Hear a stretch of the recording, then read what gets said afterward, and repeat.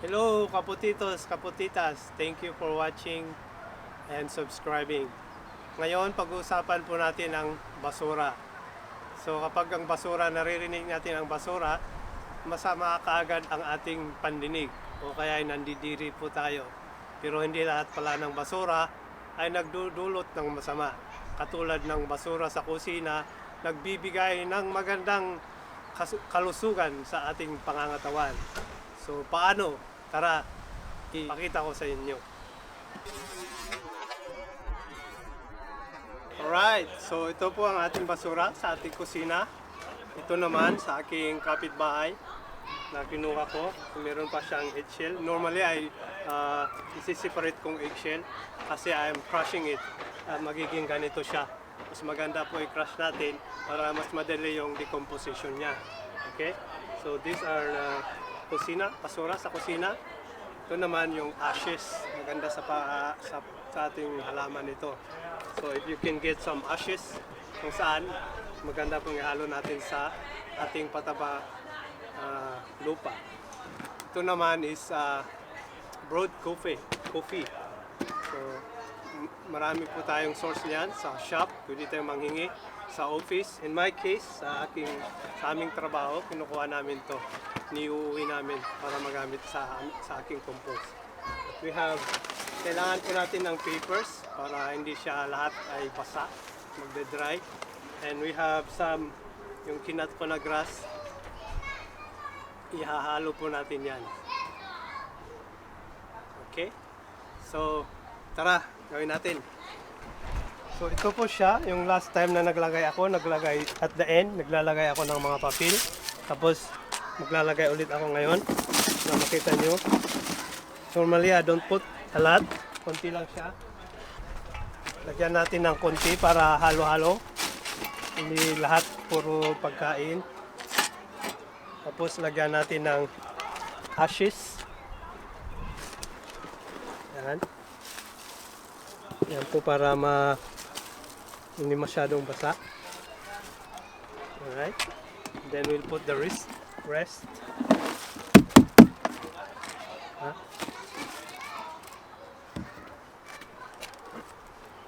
Okay, we'll put also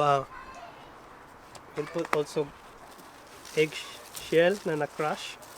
Maganda po sa ating sa halaman yan. Okay, so we'll separate the eggshell para i-crush muna natin bago ihalo. So ito galing sa ating kapitbahay. Mabait na kapitbahay. There you go. So meron na siyang lupa. Nilalagyan ko siya ng lupa sa ilalim ng balde. So mahirap po itong ma-decompose. Kaya ginagawa natin is we are crushing it para mas madali. Okay. And then lagyan po natin ng papel. Lagyan ng papel.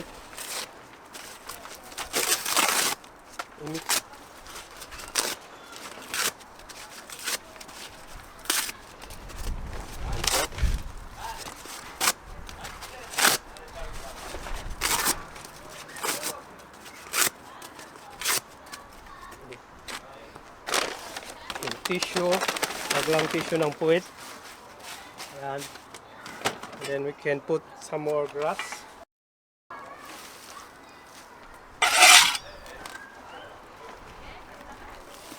Ayan.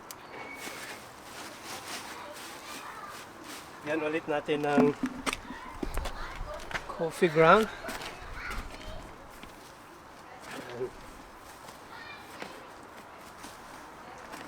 Ang coffee ground ay meron siyang nitrogen.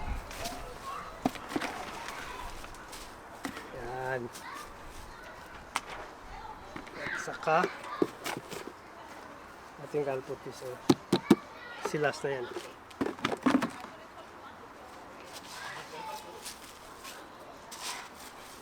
Okay.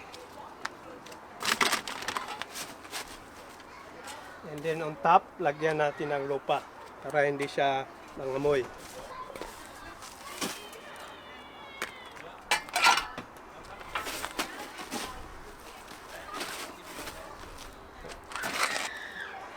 Okay.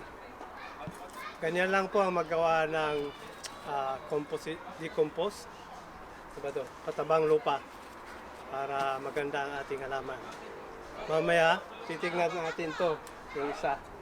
I'll show you how it is. Right.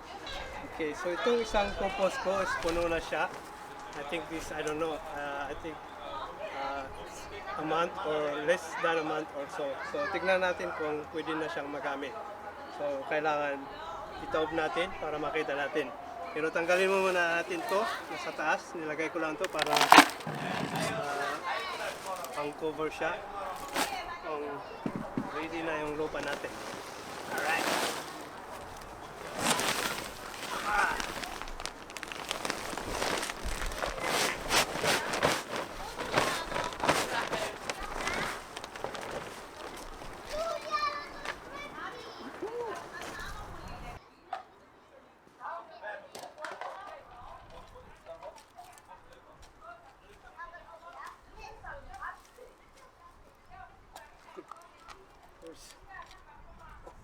I think there's dehyde Easter egg still there. That's the chocolate. Someone hide it in my compost. So this is how compost looks like. So you don't use it like this. Hindi mo muna gamitin ito. Kailangan i-screen para matanggal yung mga malalaki. I'll show it later.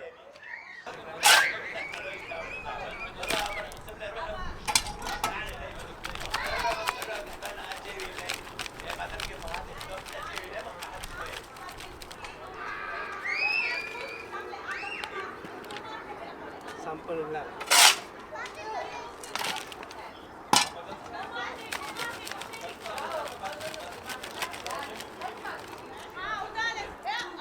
Sa basura natin, sa kusina, magiging ganito siya.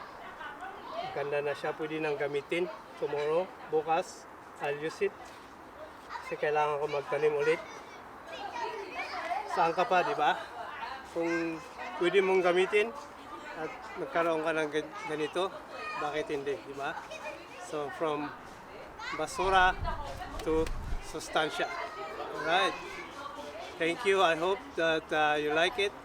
And please subscribe and share. Thanks for watching.